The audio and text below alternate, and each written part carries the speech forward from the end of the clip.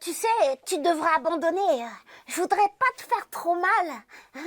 La comédienne de doublage Brigitte Lecordier est bien connue pour avoir prêté sa voix aux personnages de Dragon Ball et Dragon Ball Z, mais même elle s'inquiète dorénavant des effets que l'IA va avoir sur son métier et sur la construction du cerveau de son premier public, les enfants. Ça les rendra certainement abrutis, je pense, hein.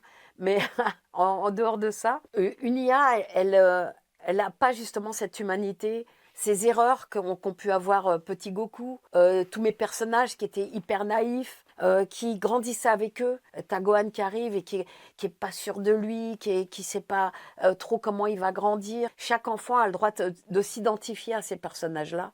Je pense qu'on peut pas, quand on est petit, s'identifier à une IA. On peut pas s'identifier à une machine qui nous parle. Quand je fais les petites bestioles sur France Inter, j'imagine la bestiole, comment elle est, comment elle a un grand bec. Alors je vais me mettre ma bouche en avant et du coup je vais pas parler comme pareil.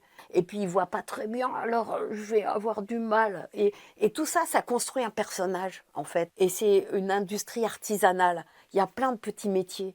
Il y a la calligraphie, les ingénieurs du son, il y a les auteurs, il y a les traducteurs, il y a les comédiens, il y a les studios. Il y a les producteurs. C'est une fourmilière, notre métier. C'est 15 000 emplois, l'air de rien. Le doublage génère quand même 1 milliard de chiffre d'affaires par an. Donc, qu'est-ce qu'on va toucher? Une industrie qui fonctionne très bien. Ça va, ouais. Je parlais aux journalistes. C'est vraiment désagréable, ce mec.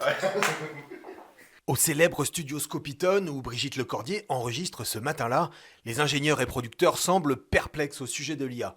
Alors la comédienne vient mettre son petit grain de sel. Si on légifère pas assez vite, tous les petits studios comme les vôtres risquent de disparaître aussi. Tout le monde est touché quand même par ce truc. On peut dire on s'en fout, mais on s'en fout pas tant que ça, voilà.